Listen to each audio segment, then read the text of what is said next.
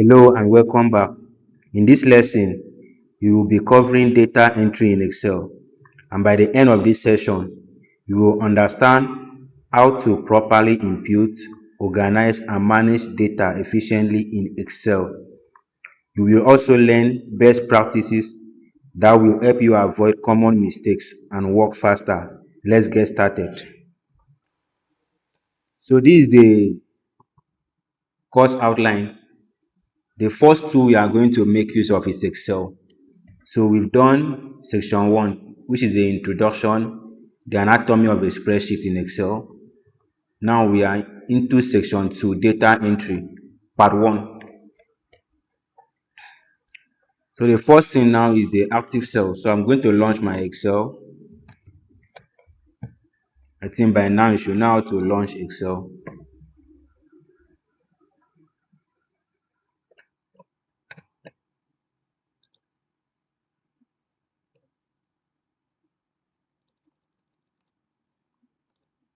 What do we mean by active cell? So this is the active cell. The active cell right now is a cell that is highlighted, which is D5. So if you type, you are typing into the active cell. Let's say for example, this is the active cell and my cursor is here. Anything I type will not be inside B2 but G8. No, G7. So if I type now, so the cell that is highlighted currently is known as the active cell. Entering data. So we are going to learn how to enter data in Excel, which is the essence of this lesson. So we are going to, by the end of data entry, Excel formatting, and Excel editing, we should be able to achieve something like this. So we are going to enter movies data. We have the movies, actors, year, length, price. So let's enter data in Excel. So in Excel, you enter data in a tabular format. It's already designed to enable you enter data in a tabular format. So this one will be movie,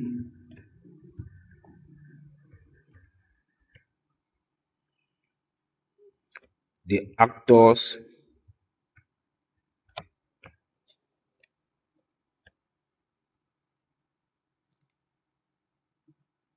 okay, I'll do the year the movie was produced, the length of the movie. Okay, the year, the price. Okay. Now,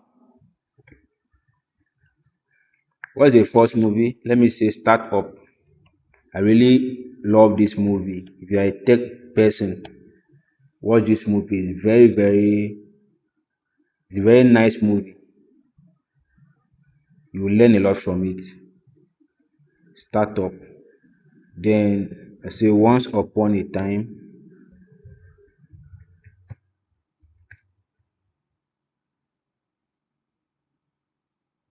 Once Upon a Time in America.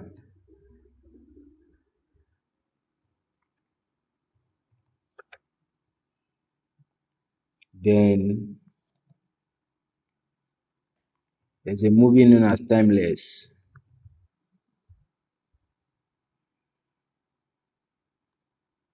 Another movie, The Godfather.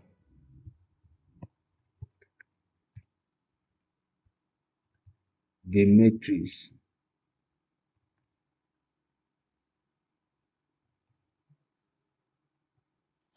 Okay, I'll stop here. Now, did you observe something? If you look at this particular Once Upon a Time in America, it's as if it's in cell A3, B3, and C3. Okay, we'll check that one. We'll check that out later. So the actors, startup. I think Dosan. Yes, there's someone by name Dosan in that movie. Once upon a time in America, Robert De Niro,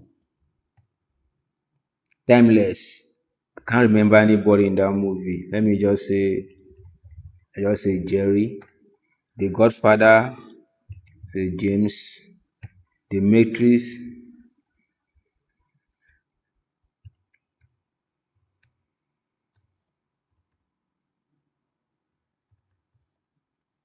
Okay, the year the movie was produced, I just entered some random numbers.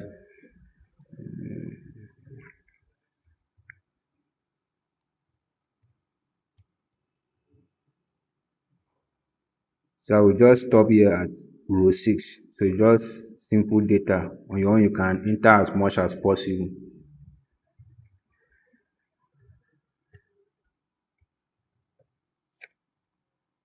Okay, the price can say 100, 500, 200, 1000. Just random number. 90. So now, if you notice, once upon a time in our in America, okay, let me do something. Okay, this once upon a time in America is as if is in A3, B3, and C3. So let's check it. If I click, this is A3. What do you have in the status bar? In the formula bar, once upon a time in America. Then this is B2. No, B3. Is there what do you have in the formula bar? Formula bar is empty. C3. What do you have in the formula bar? Formula bar is empty. So in as much as this once upon a time in America stretches to B3 and C3, they are not, it is not inside B3 and C3. When you were typing it, your active cell was A3. So it's only in A3, but we are going to, although it stretches to B3 and C3, we are going to correct that later. We'll correct that later. So let me, now if I type inside B3 now, you notice that it will just go behind Robert.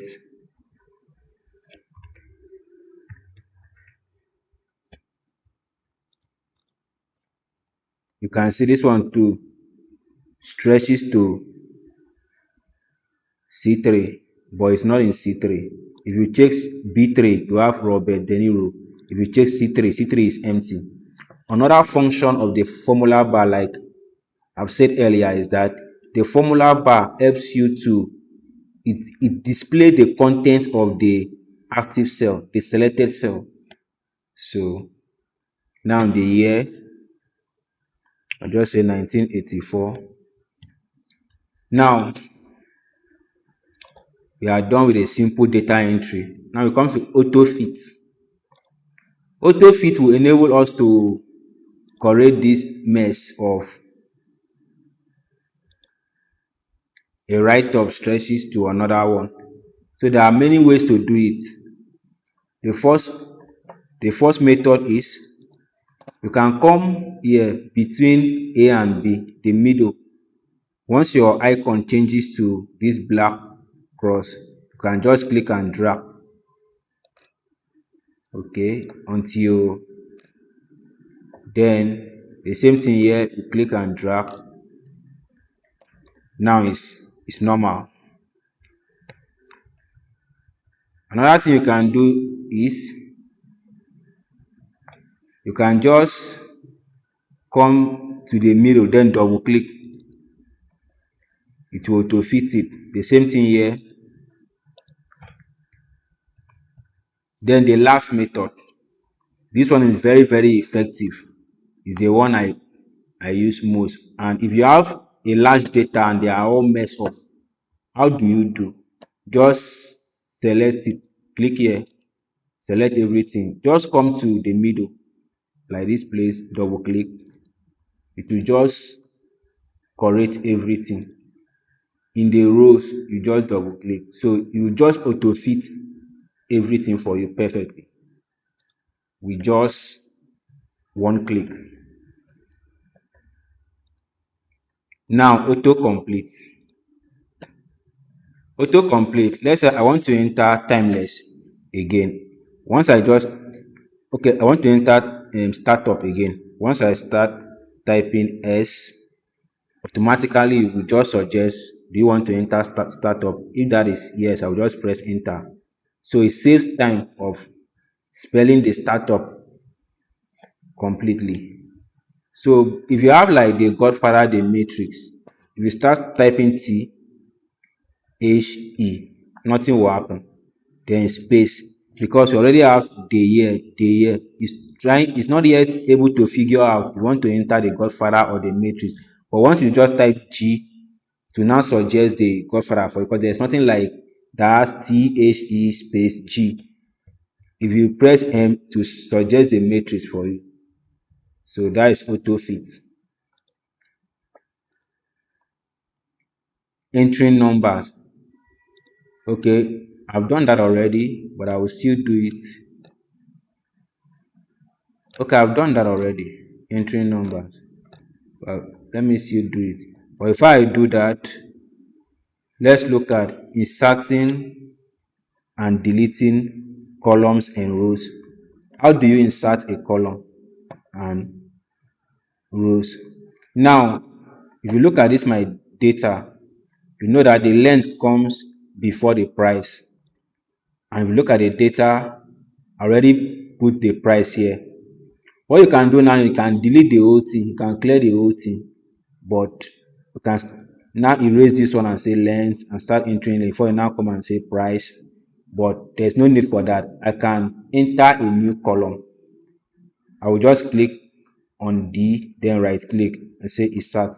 It will just insert a new column for me in that particular before the price. Then I can now call this length.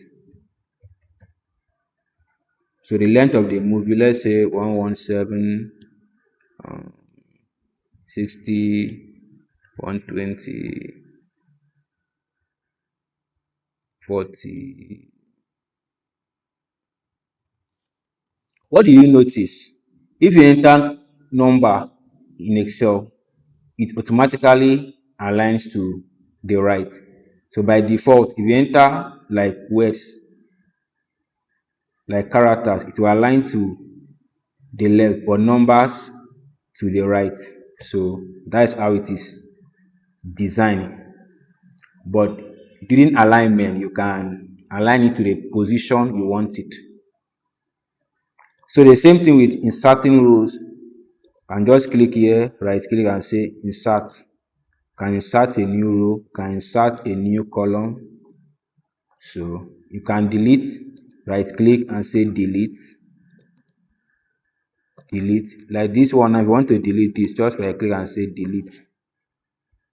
So that is how to, that's it about entering numbers, inserting and deleting columns and rows, navigating edges, and selecting cells. So let's look at that one. So you can navigate around here, just press and hold your control, then use the arrow buttons. Just take it to the last, come to use the down one, the left, the up, just navigate. The same thing you can do here. If you click, it take you to the last column, which is XFD. The down button will take you to, you can see now this is the last row, the left and the up will now take you back. So Use that to navigate edges. Then you want to select cells, multiple cells. You click on like once upon a time. You press and hold your control. You click on the Godfather. You press and hold your control. You can click on this B3. If you look at the count, it's saying 3. That means I have 3 cells selected. I can still click and hold press and hold the control. I'll click on James. Now I have 4. So that is how to select multiple cells. Like now you can still use if I want to select from start up to the matrix, I can do that by just pressing and hold my control, then keep clicking. I think that one is a bit um time consuming. I can just click on select startup, then press and hold the shift. I will come to the last one. So it's good. You just select everything for me. You can see now I have 5. So that is how to select cells in Excel. So that is the end of this session.